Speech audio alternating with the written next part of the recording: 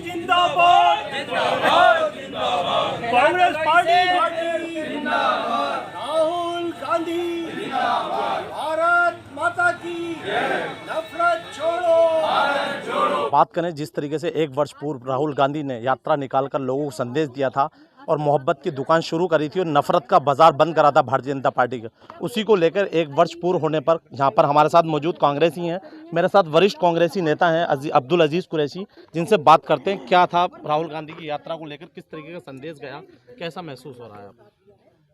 पिछले 9 साल से जब से भारतीय जनता पार्टी की सरकार आई है, बोलने पे पाबंदी, कुछ कहने पर पाबंदी और पूरा देश में एक अजीब खामोशी छा गई थी। डर और भय का वातावरण था। उस दौर में राहुल गांधी जी ने भारत जोड़ो यात्रा का नारा देकर न सिर्फ भारत में, हिंदुस्तान में, बल्कि पूरी दुनिया के बेज़बानों को ज़बान दी और सलाम करने के लिए राहुल गांधी को और राहुल गांधी जी के हौसले को सलाम करने के लिए आज हमारे कांग्रेस के काशीपुर के सारे साथी जमा हैं और उनको, उनके जज्बे को, उनके हौसले को सलाम करते हैं। यकीनन जब किसी का अंतिम समय करीब होता है तो वो छटपटाते हैं, अनर्गल बातें करते हैं और कमोवेश वही स्थिति आज पूरे देश में भारतीय जनता पार्टी की, केंद्र में और राज्यों में भारतीय जनता पार्टी की सरकारों की है और छटपटा रहे हैं कि कैसे अपने आप को जिंदा रखें। अनर्गल बयानबाजी, फर्जी और झूठ पर मबनी तमाम बातें करके वो माहौल में एक तरह का सेंसेशन पैदा करना चाहते हैं। धार्मिक आधार पर, क्षेत्रीय आधार पर, जातीय आधार पर वो अपना मकसद हासिल करने के लिए वो सारे काम कर रहे हैं।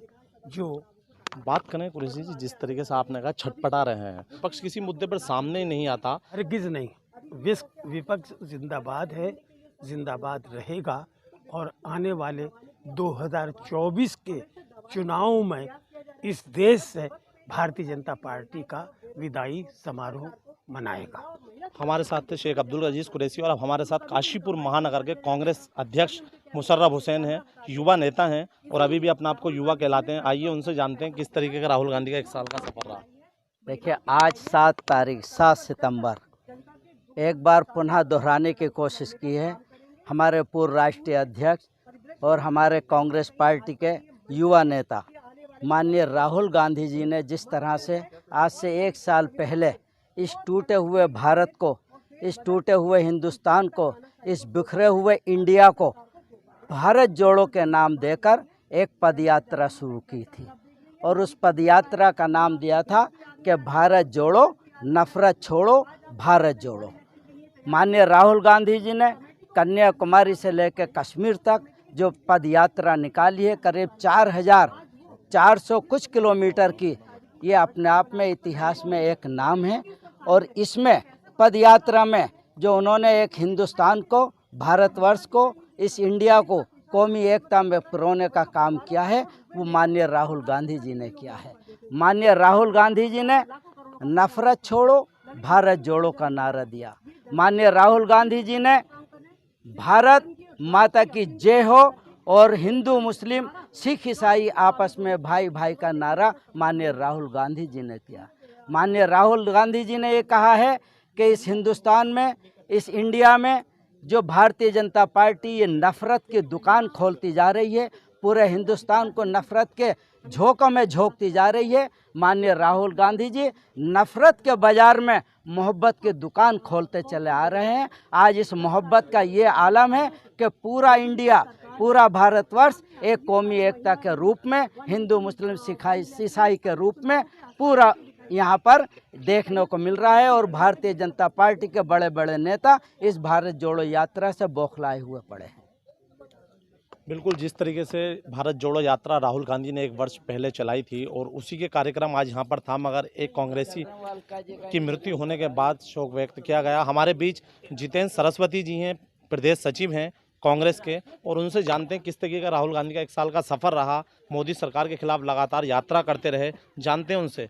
जितेंद्र भाई, जानना चाहेंगे जिस तरीके से राहुल गांधी ने एक अपना सफ़र जारी रखा, एक यात्रा भी चलाई और लगातार विपक्ष पर हमला करते रहे अपनी जुबानी से, और लगातार मोहब्बत की दुकान खोलने की बात करी, नफरत का बाजार बंद करने के लिए कहा, किस तरीके का रहा? नफरतों के बाजार में मोहब्बत की दुकान कांग्रेस का संदेश, कांग्रेस का एजेंडा है। राहुल गांधी जी इसी संदेश को लेकर हिंदुस्तान की गली मोहल्ले कूचे में घूम रहे हैं। विपक्ष के लोग इस बात से परेशान हैं कि आखिर देश के अंदर राहुल गांधी ऐसी शख्सियत मोहब्बत की दुकान लेकर क्यों घूम रहा है। जो लोग नफरतों की दुकान चलाते हैं, जो लोग नफरतों का व्यापार चलते हैं, उनके लिए एक सबक है, उनके लिए एक संदेश है कि कांग्रेस मोहब्बत की दुकान लेकर 2024 में आपसे मुकाबला करने के लिए आ रही है। तरीके से सबने बताया, कांग्रेसी ने बताया कि नफरत की दुकान बंद करने के लिए राहुल गांधी ने अलग जलाई थी, पद यात्रा शुरू करी थी, इसका करोड़ों का समर्थन भी मिला था। अब राहुल गांधी की आगे किस तरीके से 2024 को फतेह करते हैं, ये आने वाला समय ही बताएगा। उत्तराखंड की सच्चाई से काशीपुर से आरिफ खान की रिपोर्ट। देखिए, भारत जोड़ो यात्रा का 1 वर्ष पूरे होने पर सभी कांग्रेसजन एकत्रित होकर भारत जोड़ो यात्रा को जिला स्तर पर, नगर स्तर पर हम सब लोग उसकी वर्षगांठ बना रहे हैं। उसका सीधा सा एक ही मैसेज है, आज जिस तरीके से मोदी सरकार के अंदर देश में नफरत का माहौल है, भाई को भाई से लड़ाने का प्रयास किया जा रहा है। भाई मणिपुर के अंदर आप देखिए, भाई आपस में खून के प्यासे हुए हैं। आज यही मैसेज देते हुए कि यह देश लोकतंत्र से चलेगा, प्रेम से चलेगा, मोहब्बत से चलेगा, और जो राहुल गांधी जी ने जो संदेश दिया है अपनी मोहब्बत की दुकान खोलने का नफरत के बाजार में, इसी के आधार पर आगे जाकर देश की खुशहाली संभव है। देखिए, ये तो प्रूव हो चुका है पूरे भारत में कि आज सारा विपक्ष एक साथ खड़ा हुआ है, और जो आंधी राहुल गांधी ने फैलाई थी वो बढ़ती जा रही है, और एक दिन वो तूफान का नाम लेगी और इस पूरे देश से बीजेपी को समाप्त कर देगी। तो आज उसकी जो भारत जोड़ो यात्रा राहुल गांधी ने निकाली थी उसको 1 वर्ष हो गया है, और उसी सिलसिले में आज फिर से एक यात्रा निकल रही है। लेकिन आज हमारे कार्यकर्ता का निधन भी हो गया है, तो उसके लिए हम शोक प्रस्ताव पास करेंगे और यात्रा को शायद हमारे अध्यक्ष जी स्थगित कर दें, क्योंकि उसको भी हमें श्रद्धांजलि देनी है। यात्रा हम किसी और दिन भी कर लेंगे।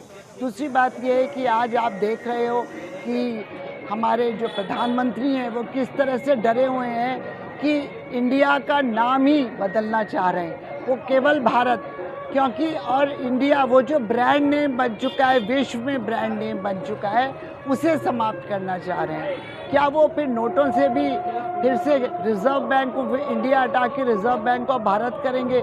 इसका मतलब फिर से नोट छपेंगे, फिर से सारी स्टेशनरी छपेगी, और एक गरीब देश के लिए हज़ारों करोड़ रुपया खर्च करना मेरे लिए तो मैं तो समझती हूँ कि वो उचित नहीं है। और जब हमारे संविधान में इंडिया और भारत दोनों को बराबर की संस्तुति मिली हुई है, तो इसलिए इस तरह का काम करना उचित नहीं है।